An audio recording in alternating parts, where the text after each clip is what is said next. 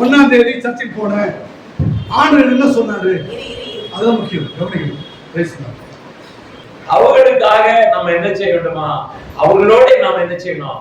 நாம ஒருவராக உறவினராக நம்ம அவர்களை காண்பித்தாதான் அவங்க நம்ம மேல பாசமா இருப்பாங்க அப்படின்றத அடிப்படையாக வைத்து உங்களை இந்த நேரத்துக்கு உங்களை அழைப்பதற்காக நான் நன்றி செலுத்துகிறேன். பெர்க்மன்ஸ் ஐயா ஒரு பாட்டு கற்றுக் கொடுத்திருக்கிறார். என்ன கற்றுக் கொடுத்திருக்கிறாரு? துதி எடுத்தால் சாத்தான் ஓடும். ஏன் அல்லேலூயா சொல்றாங்க அப்படின்னா, முதல்ல நம்மள்ட்ட இருக்கக்கூடிய பிசாசும் வெளியில போகும். கோப பிசாசு, எரிச்சல் பிசாசு, அப்புறமா என்ன அப்படின்னா பொறாம பிசாசு, நீ ஏகப்பட்ட பிசாசுகள் நமக்குள்ளே இருக்கு. அதெல்லாம் வெளியில போயிட வேண்டும். அப்போ ஆண்டவருடைய துதியினாலே நமக்குள்ளே இருக்கக்கூடிய கெட்ட சிந்தனைகளும் கெட்ட காரியங்களை உற்பத்தி பண்ணக்கூடிய இருதயமார்ந்த திருவுள்ளதும் கேடுள்ளதுமாய் இருக்கு. அதை உருவாக்கி கொண்டு இந்த காரியத்தை நம்மளை தெரிய விடுறது, சுத்த விடுறது யாருன்னா பிசாசு. அவனை விரட்டுவதற்காக நாம் பரலோகத்தினுடைய பாடலை நான் வரும்போது நான் கேட்டேன், அல்லேலூயா கர்த்தரே ஏகமாய் துதியுங்கள் என்று சொல்லி, இப்படியாக இந்த பாடல்களை பாடும்போது முதலாவதாக இந்த இடத்துல நம் கூடாரத்துல நம்ம அக்கம் பக்கத்துல இந்த கிராமத்துல இந்த பகுதிகளிலே பிசாசுகள் எல்லாம் துரத்துறதுன்னா நம்ம அல்லேலூயா என்று ஆர்ப்பரித்து நாம் பாட வேண்டும். அப்படியாக பாடும்போது நமக்குள்ள இருக்கிற நோய், நமக்குள்ளே இருக்கக்கூடிய எல்லா வியாதிகளும் பலவீனங்களும் எல்லாம் விடும்.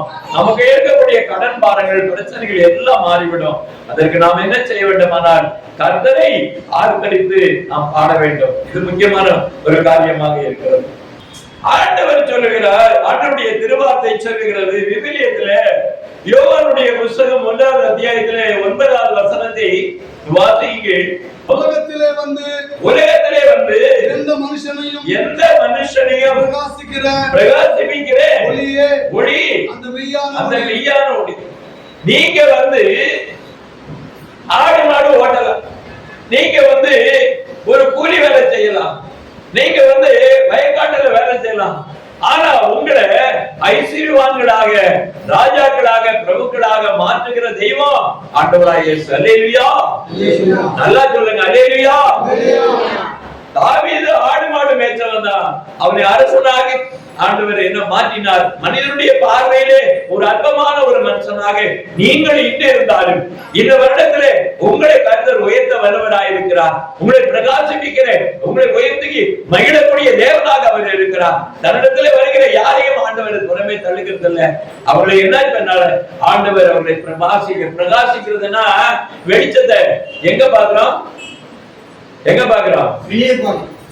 வெளியில நம்ம சூரியனை பார்க்கிறோம், சந்திரனை பார்க்கிறோம், வெளிச்சத்தை பார்க்கிறோம். அவ வெளிச்சத்தை நாம் பார்க்கிறோம்னால் அது உயர்ந்த இடத்திலே வானத்திலே காணப்படுகிறது. அதுபோல அது எல்லா இருக்கும் என்ன அப்படின்னா சூரியன் தெரியுது, சந்திரன் தெரியுது, எல்லாம் நட்சத்திரங்கள் தெரியுது. அது மாதிரி ஊரறிய உலகம் அறிய உங்களே பிரகாசிப்பிக்கிற தேவன் அவராய் இருக்கிறார். உங்களை ஞானத்திலும் அறிவிலும் ஆற்றலிலும் சகலத்திலும் உங்களை விருத்தியடை செய்கிற தேவன் அவராக இருக்கிறார். சரி, அந்த பிரகாசிக்கிற நேரத்துல உங்கள்ட்ட என்னென்ன இருக்காது? கெட்ட சிந்தனை இருக்குமா? கெட்ட பேச்சு இருக்குமா? அசுத்தமான காரியம் இருக்குமா? யாரையும் பொல்லாத செய்யணும்னு நினைப்பீங்களா? துரோகம் செய்யணும்னு நினைப்பீங்களா? வீட்டுக்குள்ள சண்டை போட நினைப்பீங்களா? என்ன செய்வீங்க?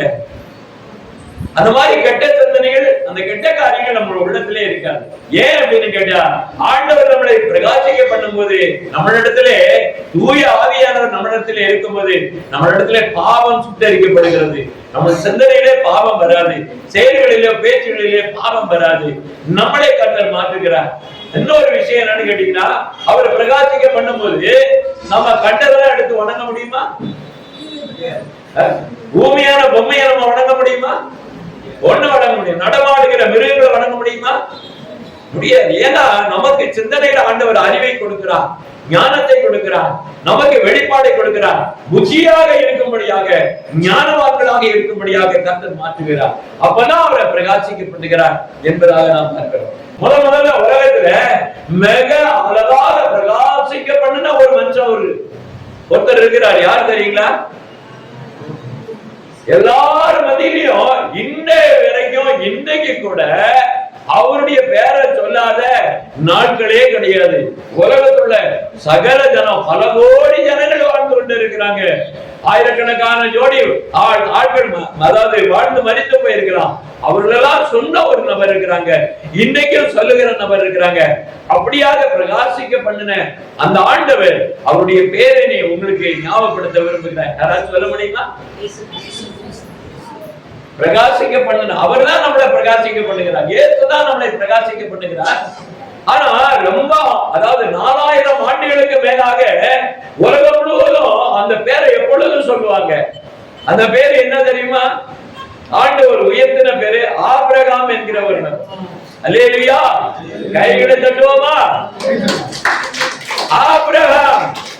இந்த ஒரு ஆபிரகாமுடைய காரியத்தை பார்க்கப்படும்போது, ஆபிரகாமை ஆண்டவர் அழைத்து ஒரு வார்த்தையை சொன்னாரு.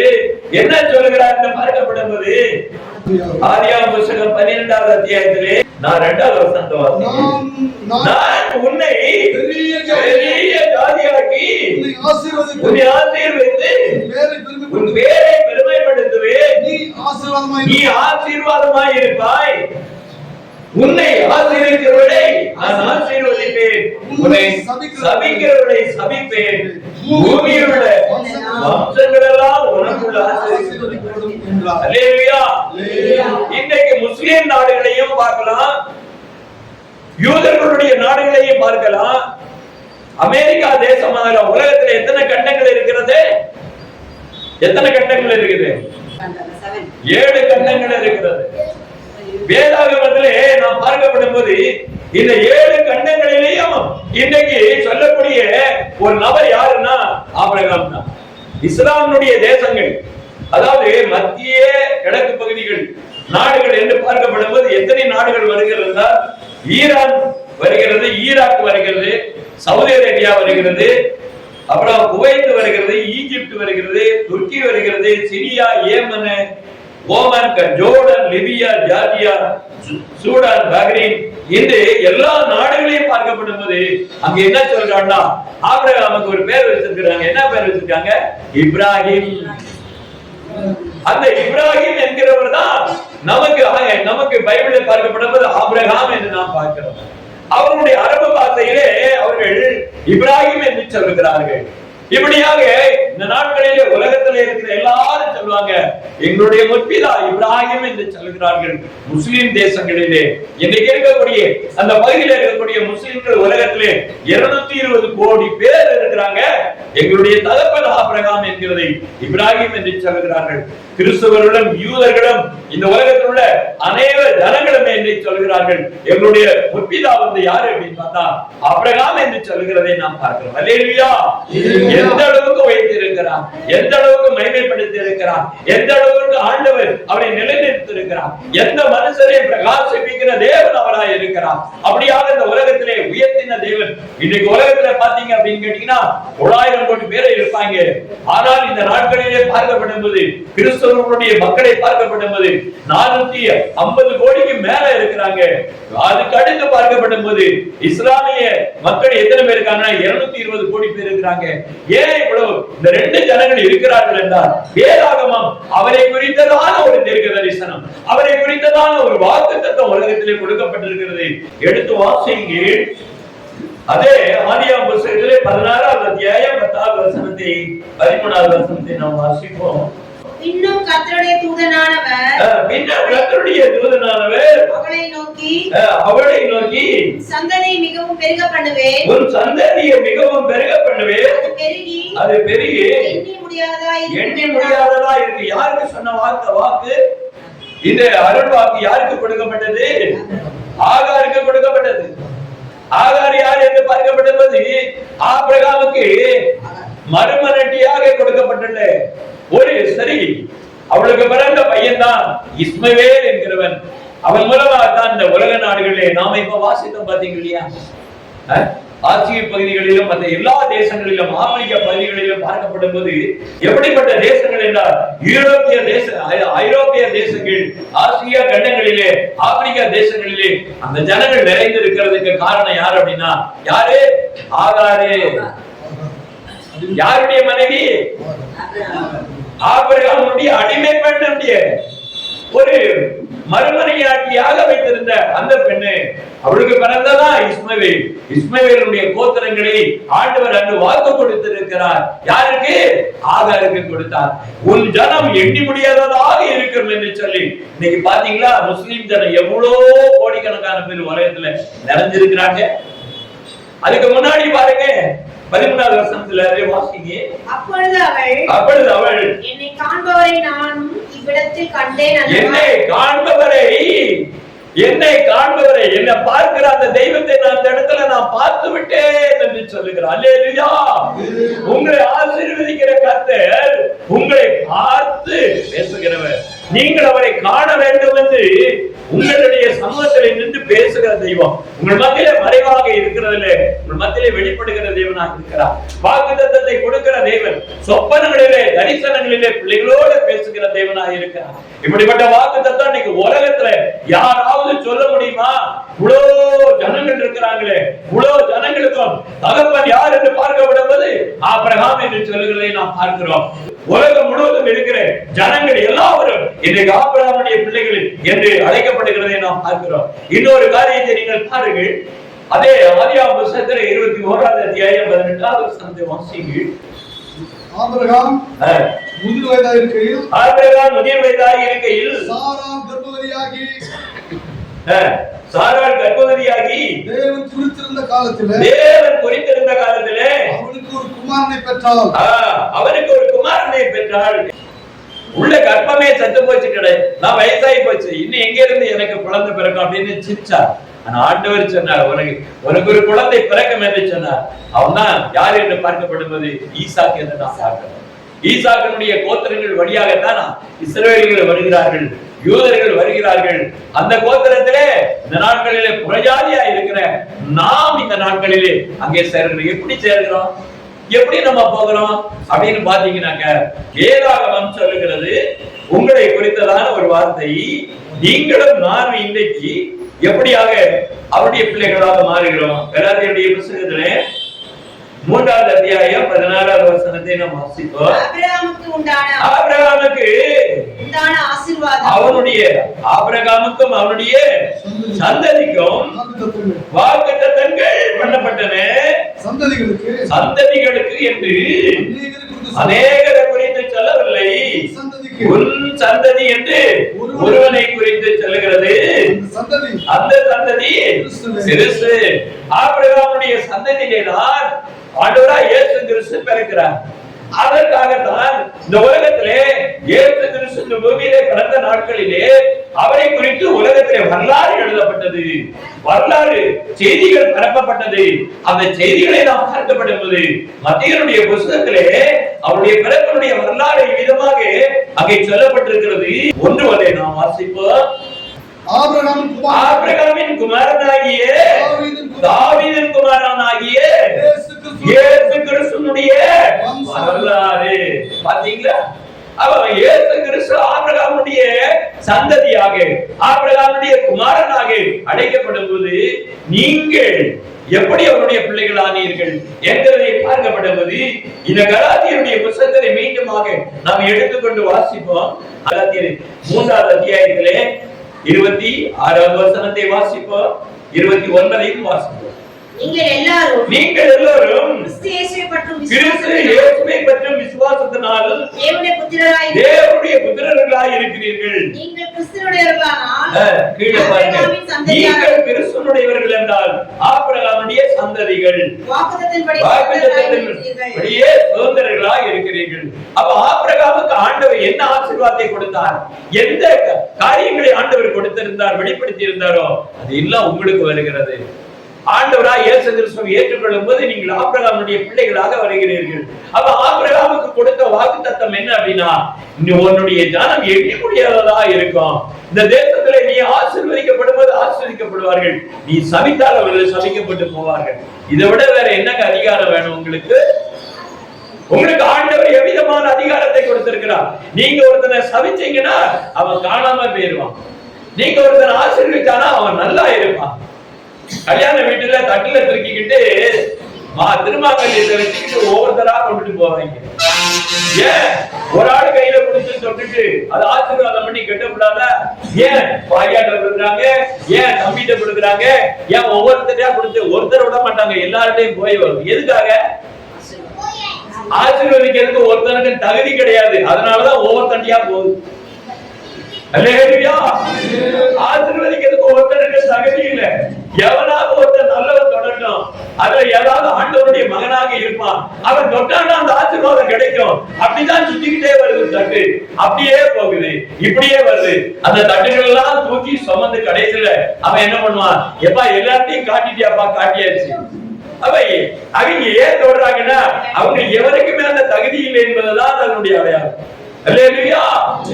இந்த உலகத்திற்கு ஆசீர்வாதத்தை அருளி செய்கிறவர்கள் யார் என்று பார்க்கப்படுவது ஆபிரகாமுடைய குமாரர்கள் என்று நாம் பார்க்கிறோம். கைகளை தட்டுவோம். யாருக்கு அந்த ஆசீர்வாதத்தை கொடுத்திருக்கிறார் ஆண்டவரே? உங்க கைகளிலே கொடுத்திருக்கிறார். ஆண்டவருடைய பிள்ளைகளுடைய கரங்களிலே கொடுக்கப்பட்டிருக்கிறது. இந்த இடத்திலே இயேசுவை படித்து விடுகிற பிள்ளைகளுக்கு ஆண்டவர் ஆசீர்வாதத்தை கொடுக்கிறது மாத்திரமல்ல, நீங்கள் ஆசீர்வதிக்கிறவர்களை நான் ஆசீர்வதிப்பேன், நீங்கள் சபிக்கிறவர்களை நான் சபிப்பேன் என்று சொல்கிறார். அந்த இறைவன் ஒருவரை தவிர யார் அந்த ஆசீர்வாதத்தை கொடுக்க முடியாது. அந்த இறைவன் யாருக்கு வாக்களித்திருக்கிறார் என்றால் ஆபிரகாமுடைய சந்ததிக்கு கொடுத்திருக்கிறார், ஆண்டவருடைய பிள்ளைகளுக்கு கொடுத்திருக்கிறார். அவர்கள்தான் ஆசீர்வதிக்க முடியும், அவர்கள்தான் தொட வேண்டும் என்று சொல்லி ஆதி காலத்திலே ஆண்டவர் திருவுளம் பற்றி இருக்கிறதை நாம் பார்க்கிறோம். இன்னைக்கு உலகம் முழுவதும் பார்க்கப்படும்போது லெவன்ட் என்று சொல்லுவார்கள். மத்திய தரை கடை பகுதிகளிலே இருக்கக்கூடிய தேசங்களை லெவன்ட் என்று சொல்லுவார்கள்.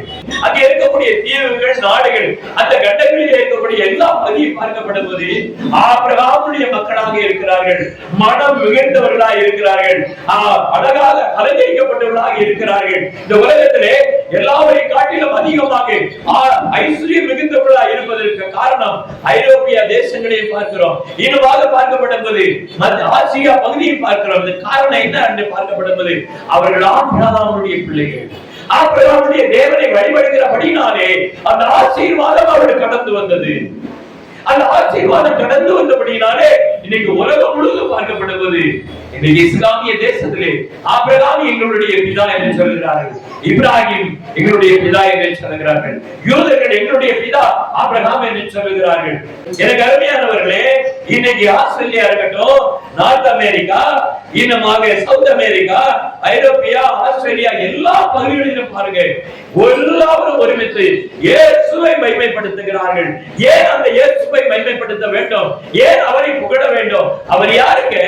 அவர் இந்த ஆசியா கண்டத்திலே நம் தேசத்துக்கு சொந்தமானவர். அவர் பிறந்த போது கிழக்கு தேசத்தினுடைய சாஸ்திரிகள் நம்ம இந்திய பகுதிகளிலே, ஜப்பானிலே, சைனால இருக்கக்கூடிய எல்லா ஞானிகளும் கடந்து சென்று யாரை பார்த்தார்கள் என்று பார்க்கப்படுவது இயேசுனுடைய பிறப்பை கண்டு கழித்தார்கள்.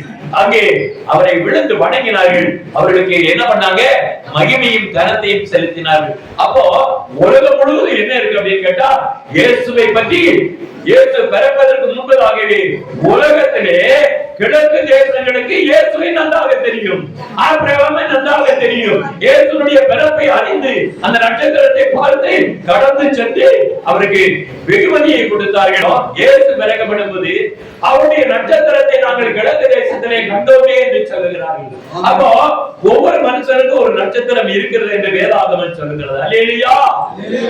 ஒவ்வொருத்தருக்கும் ஒரு நட்சத்திரம் இருக்கிறது. ஆண்டவர் சொல்லுகிறார், நீங்கள் வானமண்டலத்திலுள்ள நட்சத்திரங்களைப் போல ஜொலிப்பீர்கள், பிரகாசிப்பீர்கள் என்று சொல்லுகிறார். ஒவ்வொரு நட்சத்திரத்தினுடைய காரியங்களை குறித்து நாம் பார்க்கப்படும் போது உலகத்துல பாத்தீங்கன்னா, உலகத்தினுடைய வான ஆராய்ச்சிகள் எல்லாமே பைபிள்ல இருந்து தான் வந்திருக்கு, வெளியில இருந்து வரல, பைபிள்ல இருந்து தான் வந்திருக்கு.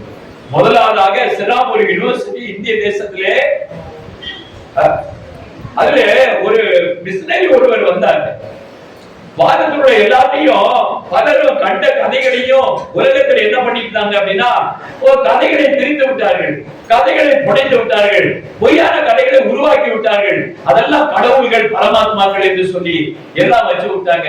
அதுக்காக வான சாஸ்திரத்தை முதலாவதாக என்ன பண்ணார் அப்படின்னா, வில்லியம் கேரி என்பவர் முதலாவது இந்திய தேசத்திலே ஒரு பெரிய யூனிவர்சிட்டியை உருவாக்கி வான சாஸ்திரத்தினுடைய பாடத்தை அதில் வைத்தார்.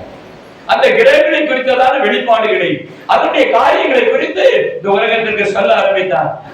யோபு 38வது அத்தியாயம் 31வது வசனத்தை வாசிக்கிறோம்.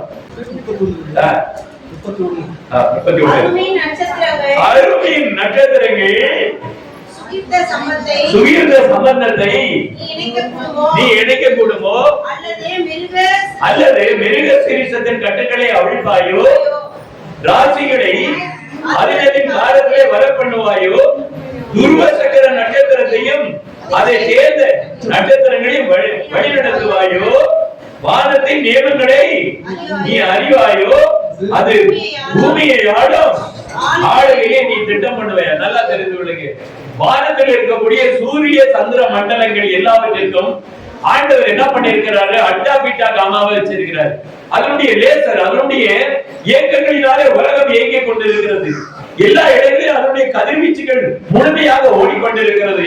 அப்படியாக ஓடிக்கொண்டிருக்கிற அந்த இயக்கத்தினாலே அது சொல்லுகிறது, பூமியை இது ஆடு கொண்டு இருக்கிறது, பூமியை இது ஆடு கொண்டு இருக்கிறது. ஒரு குழந்தை பிறக்கிற நேரத்துல அங்க இருக்கக்கூடிய ராசியும் அந்த நட்சத்திரமும் அந்த மிருக சீரிடமும் அதனுடைய கதிர்வீச்சுகள் அந்த குழந்தையை தாக்கப்படும் போது, அங்கே வெளிப்படும் போது அந்த குழந்தைக்கு என்ன சூழ்நிலை ஏற்படும் என்பதை இந்த வேதாகமம் தான் விவரிக்குது. உலகத்துல எவன் ஆதாரத்தை கொடுக்கல, விவரிக்கல. இந்த வேதாகமே இந்த ஞானத்தை வெளிப்படுத்துகிறது. அல்லேலூயா! எவ்வளவு பெரிய ரகசியங்களை சொல்லுகிறது பாருங்க. உலகத்தினுடைய ஆளுகை அதனுடைய கையில இருக்கு. அதை பாத்தீங்கன்னா சில இடத்துல பாத்தீங்கன்னா இப்படியே கோடு கோடா போட்டிருப்பாங்க. பாத்திருக்கீங்களா? பாத்திருக்கீங்களா? பாத்திருக்கீங்களா? பிசிக்ஸ் படிக்கிறவங்க பாத்திருக்கீங்களா? எல்லாம் செல்போன்ல பாப்பாங்க. உலகத்தினுடைய சுழற்சிகளை குறித்து நிறைய கோடுகளின் படங்களை நீங்க பாத்திருக்கீங்கல்ல? அதைத்தான் நீங்க சொல்லுகிறது. என்ன சொல்லுகிறது என்று பார்க்கப்படுவது அந்த இடத்துல சொல்லப்பட்டிருக்குது. அதனுடைய சுகீர்த சம்பந்தம், அதற்கும் தொடர்புகள் எப்படி இருக்கிறது? அதை போட்டுக்கிட்ட ஓடுகிறதுன்னா அதை இதையும் என்ன ஆகுதுன்னா அதை துண்டிக்க முடியாது. கரெக்டாக அதை செல்லுகிறது, ஓடிக்கொண்டிருக்கிறது. சுகீர்த சம்பந்தத்தை அதை சொல்லப்பட்டிருக்குது. அதனுடைய கட்டுக்களை நீ அழும்பாயோ என்று சொல்லப்படுது. அதனுடைய காலத்திலே வர பண்ணுவாயா? இன்னைக்கு குளிர்காலம் தானே. குளிர்காலம் எப்படி வந்தது? இதுக்கு முன்னாடி மழை காலம் தானே, எப்படி வந்தது? அதுக்கு முன்னாடி வெயில் காலம் தானே, எப்படி வந்தது? அந்தந்த காலங்களை வர பண்ணுகிற கர்த்தர் ஆண்டவர் இதனுடைய சம்பந்தத்தை இங்க வேதாகமத்திலே கொடுக்கிறார். வானத்தை பூமியை படைத்த கர்த்தர் அந்த தெய்வம் தான் இந்த ரகசியத்தை நமக்கு மேன்மையான காரியத்தை வெளிப்படுத்துகிறார். வானமும் பூமியும் நான் படைத்தேன் என்று சொல்கிறார். எனக்கு ஒப்பாக யாருமே இல்லை. நான் தான் உங்கள் தேவன், நான் தான் உங்கள் பிதா என்று சொல்கிறார். கடந்த கிறிஸ்துமஸ் நாளிலே கூட உங்களுக்கு சொன்னேன். தமிழ் அதற்காக தான் நம்மளுடைய சித்தர்கள் சொன்ன ஒரு வார்த்தை கடவுள் என்ற நல்ல ஒரு வார்த்தை. உலகத்திலே இறைவன் ஆவியாக எங்கு வியாபித்திருக்கிறார். உங்களுக்குள்ளும் இருக்கிறார், எனக்குள்ளும் இருக்கிறார், எல்லாருக்குள்ளும் இருக்கிறார். அப்படிப்பட்ட தெய்வம் நமக்குள்ளே கடந்து வந்து நமக்குள்ளே இருக்கிறபடினாலே அவருக்கு பேர் கடவுள். தமிழ் வார்த்தைகளை கண்டுபிடித்து வைத்தார்கள். இப்படியாக உயர்ந்த அந்த பெயர்களை வைப்பதற்கு நிறைய காரணங்கள் இருக்கிறது. இப்படி வேதாகமத்திலே நிறைய ரகசியங்கள் இருக்கிறது, நிறைய உண்மைகள் இருக்கிறது. இதெல்லாம் சொல்லுவதற்குள்ள காரியங்கள் இந்த நாட்களிலே இல்லாவிட்டாலும் கூட உங்கள் மத்தியிலே நான் சொல்லுகிற ஒரு காரியம், இந்த உலகத்திலே அவர் பெரியவர், அவருக்கு ஒப்பாக இந்த உலகத்திலே யாரும் இல்லை என்பதை இந்த உலகமானது அறிந்து கொள்ள வேண்டும். அதனை யாருக்கு செலுத்த வேண்டும்? ஆண்டவர் சொல்லுகிறார், உன் தேவனாகிய கர்த்தர் ஒருவரே கர்த்தர், அவரை ஆவியோடு உண்மையோடு தொழுது. இரண்டாவது ஒரு ஆண்டவர் சொல்கிறார், என்ன சொல்றார்? உன் தாயையும் உன் தகப்பனையும் தாயையும் கனம் பண்ணுவாயாக. இறைவனுக்கு அடுத்த இடத்திலே தாய் தகப்பனை வைக்கிறார். தாய் தகப்பன வயசான காலகட்டங்களிலே உங்களை கைப்பிடித்து நடந்தவர்கள், உங்களை தோளே சுமந்தவர்கள், உங்களை குளிப்பாட்டி சுத்தம் பண்ணி உங்களை எடுத்துக்கொண்டு நடந்தவர்கள். அப்படியாக அந்த நேசம் தாய் தகப்பன் இருக்கு. அந்த தாய் தகப்பனை நீங்க கடைசி காலங்களிலே நீங்கள் அன்பு செலுத்தி அவர்களை நீங்க சரியானபடி நடத்தினீங்கன்னா உங்க ஆயுசு பெருகும். உங்க ஆயுசு பெருகும். யாத்ரா புஸ்தகம் 20:12 வசனம் சொல்கிறது, உன் தேவனாகிய கர்த்தர் உனக்கு கொடுக்கிற தேசத்திலே நாட்கள் நீடித்திருப்பதற்கு உன் தகப்பனையும் உன் தாயையும் கனம் பண்ணுவாயாக. நல்லா தெரிந்து கொள்ளுங்க. ஒரு தாய் தகப்பனை நீங்க எந்த அளவுக்கு கனம் பண்றீங்களோ உங்க ஆயுசு விருத்தியாகும், உங்க ஆயுசு அதிகமாகிக் கொண்டே இருக்கும். உங்களுக்கு நோய் நொடி வந்தாலும் ஒரு கொஞ்ச நேரத்துல அதை மறைஞ்சிடும். நீங்க நிறைய பேர் ஆயுசுக்காக நிறைய டானிக்கு சாப்பிடலாம், நிறைய பூஸ்ட் சாப்பிடலாம், நிறைய ஆகாரங்களை சாப்பிடலாம். அதனாலலாம் உங்க ஆயுசுகளை பெருக போறது கிடையாது. தாய் தகப்பனை கனம் பண்ணா மட்டும்தான். இது இறைவனுடைய வாக்கு, ஆண்டவருடைய வாக்கு. உங்களை பெற்றெடுத்த மாதா பிதாக்களை நீங்கள் எப்பொழுதும் கனம் பண்ணுங்க. அவங்களுக்கு சோர்ந்து போகிற நேரத்துல உங்களுக்கு நான் என்ன உதவி செய்ய வேண்டும், உங்களுக்கு ஏதாவது வேணுமா அப்படின்னு கேட்கக்கூடிய பிள்ளைகளா இருக்கணும். நீங்க நல்ல நிலையில என் பிள்ளை இருந்தா போதும் நினைப்பீங்க, கடைசியில பார்க்க கூட வர மாட்டாங்க. அப்படியாக நிறைய பேர் அடக்கம் பண்ணியிருக்காங்க, நான் பார்த்திருக்கேன். நிறைய அடக்கத்துக்கு ஐயா மாதிரி நாங்க ஊழியக்காரங்கெல்லாம் போவோம். அப்ப அந்த கதைகள் எல்லாம் சொல்லுவாங்க. நான் சொல்லுவேன், என்ன சொல்லுவேன் அப்படின்னா, ஐயா அவர் பயன்படுத்தின செம்பு இருக்குது, அவர் இருக்கிற கிளாஸ் இருக்குது, அவர் பயன்படுத்தின கோல் இருக்குது, அவர் உட்கார்ந்து இருக்கிற சேர் பெற்று படுக்கையெல்லாம் இருக்குது, அவர் வாஸ்த புஸ்தகங்கள் எல்லாம் இருக்கு, எல்லாம் பயன்படுத்தின பொருள் அங்கேயே இருக்கு. ஆனா அவருக்கு இல்லை, அதை விட்டுட்டு அவர் போயிட்டார். இந்த உலகத்தினுடைய எல்லாத்தையும் விட்டுட்டு எல்லாரும் ஒரு நாள் போட்டாங்க. நல்லா ஆனா தேவ ஆண்டவர் சொல்லுங்க, ஒரு வாரிவ நாளிலே ஆண்டவரை நினைத்துக் கொள்ள வேண்டும். உன் நாட்கள் நீடித்திருப்பதற்கு ஒரு தாய் தகவலை கனம் பண்ண வேண்டும். இதைத்தான் அந்த நாட்களே சொல்லுங்க. இந்த உலகத்திலே உங்களை பிரகாசிப்பிக்கிற அந்த தேவன், உங்களை உயர்த்துகிற அந்த தேவன் வேற ஒண்ணுமே கிடையாது. நம்ம இதயத்துல என்ன சாத்தானுக்கு இடம் கொடுக்கக்கூடாது, கெட்ட சிந்தனைக்கு இடம் கொடுக்கக்கூடாது. மன திரும்பணும், கோபம் எல்லாம் ஒழிச்சிடணும். மனசுக்குள்ள இருக்கக்கூடிய பாவ செயல்களை விட்டுறணும், மறைவான பாவத்தை விட்டுறணும், துணிகரமான பாவங்களை விட்டுறணும், பொய்யை விட்டுறணும், துரகாரத்தை விட்டுறணும், சத்தம் ஒருத்தரை திட்டுகிறதை விட்டுறணும். எல்லாத்தையும் விட்டுட்டு நீங்க வந்தா மட்டும்தான் உங்களை கர்த்தர் ஆசீர்வதிப்பார். ஏன்னா அவர் பரிசுத்தமா இருக்க. ஆத்ம சுத்தி ஏதண்டா ஆராதனை ஏற்றிக்கை. ஆத்மாவிலே சுத்தம் இருந்தால் மாத்திரம்தான் ஆராதனை செய்ய முடியும். இந்த இடத்துல பார்க்கப்படுவது ஆண்டவர் சொல்லுகிறார், என்ன சொல்லுகிறாரா, உங்களுடைய சுதந்திரங்களை ஆண்டவர் ஒருபோதும் அழிக்க விட மாட்டார். உங்கள் மாதா பிதாக்களை நீங்கள் கனம் பண்ணும்போது உங்கள் சுதந்திரங்கள் உங்கள் இடத்துல இருக்கும். நீங்க எங்கேயும் அடமானம் வைக்க மாட்டீங்க, கடன் கொடுப்பீர்கள், கடன் வாங்க மாட்டீர்கள். அல்லேலூயா. ஆண்டவருடைய வாக்குத்தத்தம் இப்படியாக இறைவனுடைய சுதந்திரத்தை பெறுகிறவர்கள் அவர்கள் இவ்விதமாக ஆசீர்வதிக்கப்படுவார்கள். கடன் கொடுப்பார்கள், கடன் வாங்க மாட்டார்கள். அதனால இறைவனுக்கு மறுபெயர் என்ன தெரியுமா? ஆண்டவனுக்கு மறுபெயர் என்ன தெரியுங்களா? அப்பா. அப்பான்ற ஒரு வார்த்தை அரபிய பாஷை, தமிழ் வார்த்தை கிடையாது. தமிழ் வார்த்தையில ஐயன் என்றுதான் சொல்லுவார்கள், அம்மை என்றுதான் சொல்லுவார்கள். அப்பா என்கிற வார்த்தை அரபிய பாஷை, அது தமிழுக்குள்ளே நுழைஞ்சிருக்கு. காரணம் என்னன்னா, நாம் முற்பிதாக்கள் ஆபிரகாமுடைய சந்ததிகள், நாம் திராவிட மக்களாக இருந்தாலும் நாம் ஆபிரகாமுடைய பிள்ளைகள். அப்படினாலே அப்பா என்கிற ஒரு வார்த்தை இறைவனை கொடுக்கிற சொல்லு. அதைத்தான் கிரேக்க வார்த்தையில என்ன சொல்றாங்கன்னா, கிரேக்க வார்த்தையில பட்டர் என்று சொல்வார்கள், பட்டர் என்று சொல்வார்கள். அதை ஆங்கிலத்திலே கிரேக்க வார்த்தையிலிருந்து அது ஃபாதர் என்று வார்த்தையாக மாறிவிட்டது. அவருடைய இரக்கத்துக்கும் அவருடைய கிருபைக்கும் நீங்கள் அவருடைய தயவை பெறும்படியாக உங்களை கர்த்தர் நாட்களை அழைத்திருக்கிறார். அந்நியர்களை சிநேகிக்க வேண்டும், உலகத்துடைய யாவரையும் அன்பு பாராட்ட வேண்டும். ஆண்டவர் சொல்கிறார், லவ் மேன் லவ் காட். ஆண்டவர் சொல்ல ரெண்டே ஒரு வார்த்தைனா, மனிதனை நேசிக்கணும், ஆண்டவரை நேசிக்கணும். இந்த ஒன்றுதான் ஆண்டவர் கற்றுக் கொடுத்த ஒரு வார்த்தை.